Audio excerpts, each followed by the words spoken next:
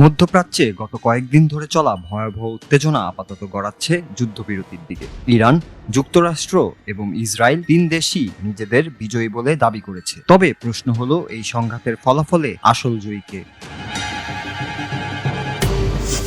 সবকিছু শুরু হয়েছিল ইসরায়েলের ভয়াবহ হামলার মধ্য দিয়ে। ইরানের সামরিক অবকাঠামোতে ইসরায়েলের সেই আঘাতের পর যুক্তরাষ্ট্র ইরানের তিনটি গুরুত্বপূর্ণ পারমাণবিক স্থাপনায় বিমান হামলা করলে পরিস্থিতি আরো উত্তেজনাপূর্ণ হয়ে ওঠে। এর পাল্টা জবাবে ইরান মধ্যপ্রাচ্যের সবচেয়ে বড় মার্কিন ঘাঁটি কাতারের আল উদেইদ বিমান ঘাঁটিতে ক্ষেপণাস্ত্র হামলা চালায়। তবে ইরানের লক্ষ্য ছিল কৌশলী। তারা পরিকল্পনা করেছিল আক্রমণ হবে, কিন্তু কোনো মার্কিন নাগরিকের প্রাণহানি ঘটবে না, কারণ এই মুহূর্তে ইরান বড় পরিসরের যুদ্ধ এড়াতে চেয়েছিল।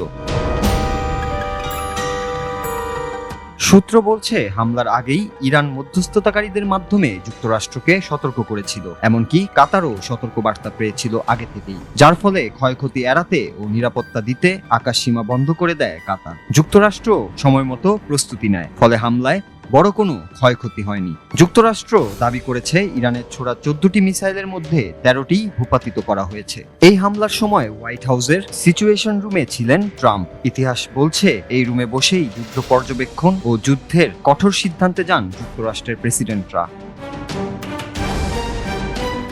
সবাই ধারণা করছিল মার্কিন ঘাঁটিকে লক্ষ্য করে হামলার বিপরীতে আসতে পারে বড় কোনো প্রতিঘাত। সেখান থেকে মার্কিন প্রেসিডেন্ট ডোনাল্ড ট্রাম্প যখন সংবাদ সম্মেলনে আসেন, তখনই ঘটে অবাক করা ঘটনা। কোনো পাল্টা হামলার ঘোষণা না দিয়ে প্রেসিডেন্ট ট্রাম্প ইরানকে ধন্যবাদ জানান আগাম সতর্ক করার জন্য। ট্রাম্প বলেন, তাদের ক্ষোভ প্রকাশ করা হয়েছে, আশা করি এখানেই সব শেষ। তখনই যুদ্ধবিরতির ইঙ্গিত দেন তিনি। এরপর ইরানও আনুষ্ঠানিকভাবে যুদ্ধবিরতির ঘোষণা দেয়। তবে ইসরায়েল এ বিষয়ে তৎক্ষণাৎ কোনো মন্তব্য না করলেও যুক্তরাষ্ট্রের পরামর্শে তারাও যুদ্ধবিরতিতে যাবে, এটাই প্রতীয়মান।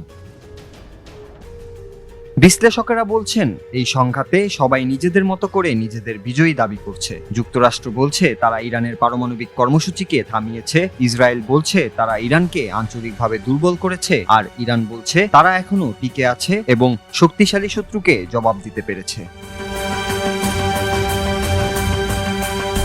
ইরানের অভ্যন্তরে যুদ্ধবিরতির পক্ষে প্রবল চাপ তৈরি হয়েছে। অর্থনীতি প্রায় ধসে পড়ার পথে, সাধারণ মানুষ ভুগছে খাদ্য সংকট ও জীবনযাত্রার সমস্যায়। এমনকি ইরানের সামরিক বাহিনীর ভেতর থেকেও যুদ্ধ বন্ধের দাবি উঠে এসেছে বলে শোনা যাচ্ছে।